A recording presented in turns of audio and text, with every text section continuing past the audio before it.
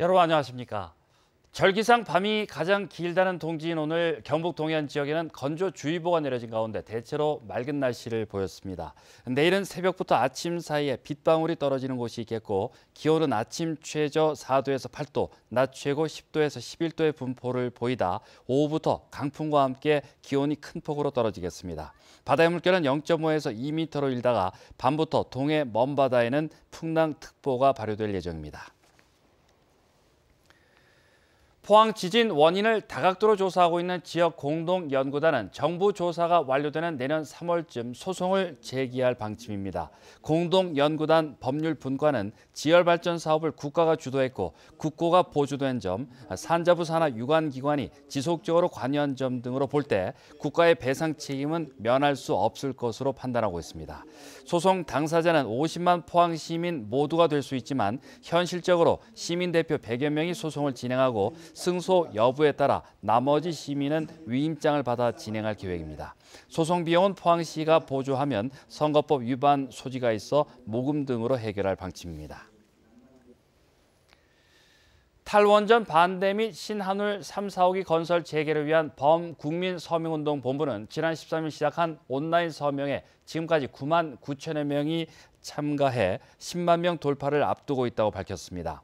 범국민서명운동본부에는 자유한국당 등 보수권 정당과 원자력 학계, 산업계, 시민단체 등이 참여하고 있습니다.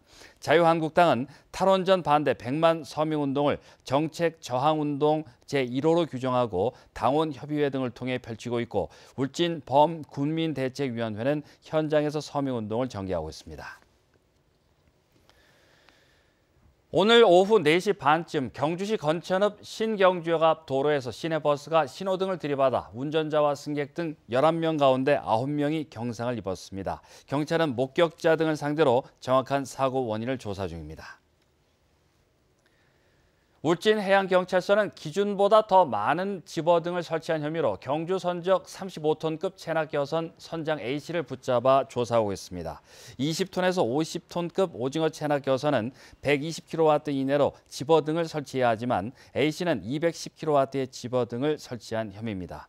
울진해경은 또 잡은 대게 200여 마리 가운데 체장이 9cm 이하인 어린 대게 49마리를 바다에 방류하지 않고 배에 싣고 입항한 자망어선 선장 B씨를 수산자원관리법 위반 혐의로 입건했습니다. 경주문화엑스포는 솔거미술관에서 첫 사진전을 열고 작가와의 만남의 시간을 가졌습니다. 경주 색다른 시선이라는 주제로 내년 2월까지 열리는 이번 사진전에는 김남기, 최성식 등 경주를 주제로 오랜 시간 작업을 해온 4명의 작가, 작품 21점이 전시됐습니다. 문화엑스포 측은 이번 사진전은 솔거미술관에서 처음으로 기획해 의미가 있다며 새로운 시선으로 재해석된 다양한 경주를 느껴볼 수 있을 것이라고 밝혔습니다. 이희진 영덕 군수가 전국 소상공인연합회가 올해로 2회째 선정한 목민상을 받았습니다. 이 군수는 지역 상권 활성화를 위해 영덕 사랑 상품권을 발행하고 전통시장 현대화 사업과 영세 소상공인 대출 등에 힘써온 점에서 높은 평가를 받았습니다.